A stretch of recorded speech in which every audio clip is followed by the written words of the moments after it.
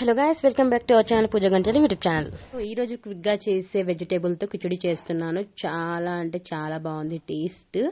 So ఇలా ఒకసారి try చేసి పిల్లలకి ఎర్లీ మార్నింగ్ లంచ్ బాక్స్ లో కూడా ప్రిపేర్ చేసి ఇవ్వచ్చు.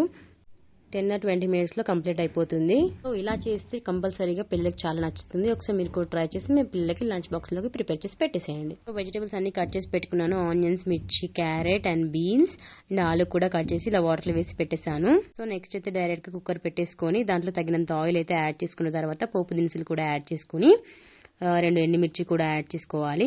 అండ్ ఆనియన్స్ కూడా యాడ్ చేసుకొని అండ్ మిర్చి కూడా యాడ్ చేసుకొని కొంచెం ఫ్రై అవ్వనివ్వాలి.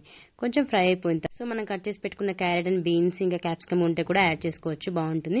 సో ఇవన్నీ వేసిన తర్వాత కొంచెం ఇవి కూడా ఒక 50% మంచిగా వేగాలి. వేగిన తర్వాత ఆలు కూడా యాడ్ చేసుకొని వాటిని కూడా కొంచెం వేయించుకోవాలి. సో ఇలా ఆలు కూడా వేసిన తర్వాత ఇది కూడా కొంచెం ఫ్రై అయిపోయిన తర్వాత సో దీంట్లో ఒక 2 టమాటో ముక్కలు కూడా యాడ్ చేసుకుంటే బాగుంటుంది. సో టమాటో ముక్కలు వేసేసుకున్న తర్వాత కొంచెం సాల్ట్ కూడా వేసుకొని వీటిని కూడా కొంచెం మగ్గిన తర్వాత ముందుగా నానబెట్టుకున్న 1/2 కప్పు పెసరపప్పు కూడా యాడ్ చేసుకొని రైస్ కూడా యాడ్ చేసుకోవాలి. ముందుగా నానబెట్టుకున్నాను 2 cups వరకు. రైస్ యాడ్ చేసిన తర్వాత ఇలా ఒక 2-3 minutes వరకు వీటిని కూడా ఇలా కలుపుతూ ఉండాలి. ఇలా చేస్తే రైస్ అనేది పొడి పొడిగా ఉంటుంది అనమాట. తర్వాత సో రైస్ వేసిన వెంటనే వాటర్ వేయకుండా ఒక 5 minutes తర్వాత ఇలా వేడి వేడి వాటర్ అయితే యాడ్ చేసుకోవాలి. వేడి వాటర్ అయితే యాడ్ చేసుకున్న తర్వాత ఇలా కుక్కర్ మూత పెట్టేసి ఒక 2 or 3 విజిల్స్ వస్తే సరిపోతుందండి. విజిల్ వచ్చేంత లేపు దీంట్లోకి రైతా ప్రిపేర్ చేస్తున్నాను.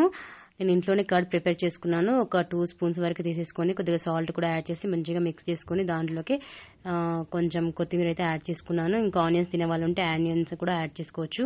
3 విజిల్స్ తర్వాత స్టవ్ ఆఫ్ చేసుకుని ఒక 10 or 20 minutes తర్వాత ఇలా మూత చూస్తే యమ్మీగా రెడీ అయిపోయింది. దాని మీద కొంచెం కొత్తిమీర యాడ్ చేసుకొని ఇలా ప్లేట్లో సర్వ్ చేసుకొని వేడివేడిగా తినడమే. లంచ్ బాక్స్ లోకి బాగుంటుంది అండ్ మనం ఆఫ్టర్నూన్ లంచ్ లోకి కూడా మనం ప్రిపేర్ చేసుకొని తినొచ్చు ఇంట్లో.